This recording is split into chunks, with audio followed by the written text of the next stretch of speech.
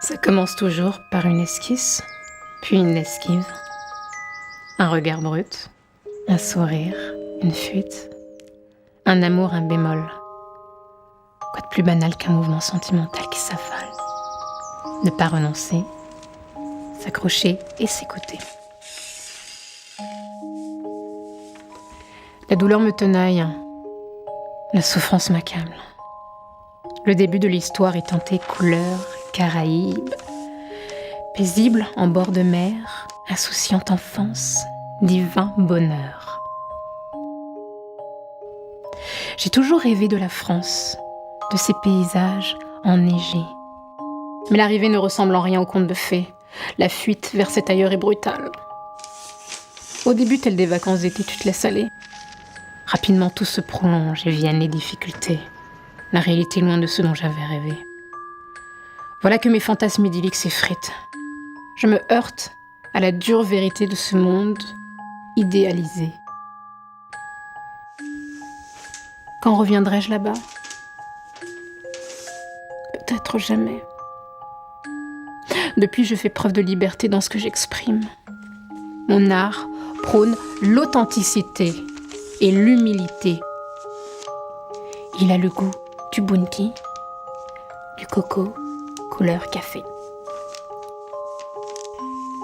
Ça commence toujours par une esquisse, puis une esquive, un regard brut, un sourire, une fuite, un amour, un bémol, quoi de plus banal qu'un mouvement sentimental qui s'affale, ne pas renoncer, s'accrocher et s'écouter.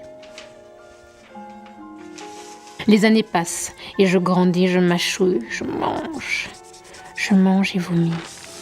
Je désapprouve cette société discriminante et autogratifiante. Définitivement pas de lieu pour ces femmes que j'admire, que je respire.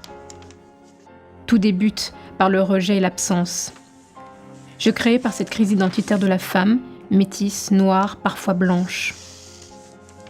Je sais maintenant ce que je renvoie à ce pays qui revendique l'égalité. C'est sa difficulté à véritablement accepter l'altérité.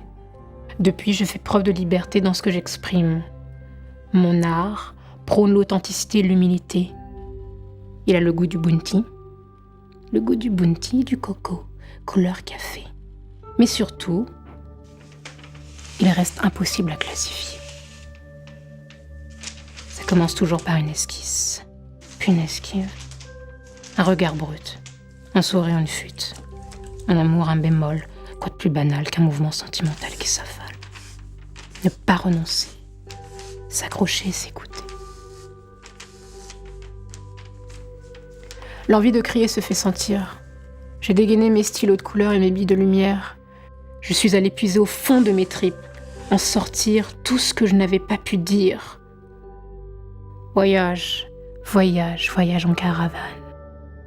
Voyage jusqu'au bout de moi-même. Je quitte la ville lumière et son bitume grisâtre. Décidée à accrocher mes photos vers d'autres contrées, des femmes métissées vénusiennes, dorées, presque couleur Caraïbes. Un art qui mélange tous les styles, collage de papier difficile à cloisonner. Ça commence toujours par une esquisse, puis une esquive, un regard brut, un sourire, une fuite, un amour, un bémol. Quoi de plus banal qu'un mouvement sentimental qui s'affale? Ne pas renoncer, s'accrocher et s'écouter. Depuis, je tisse un lieu de partage et de solidarité, un lieu d'écoute et de respect.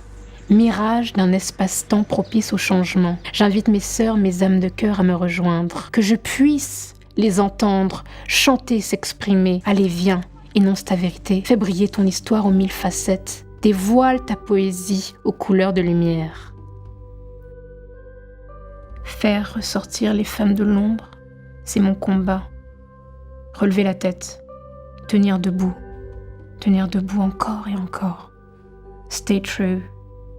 Même si tout démarre par une esquisse, puis une esquive, un regard brut, un sourire, une fuite, un bémol, un amour, quoi de plus banal qu'un mouvement sentimental qui s'affale, ne pas renoncer et s'écouter.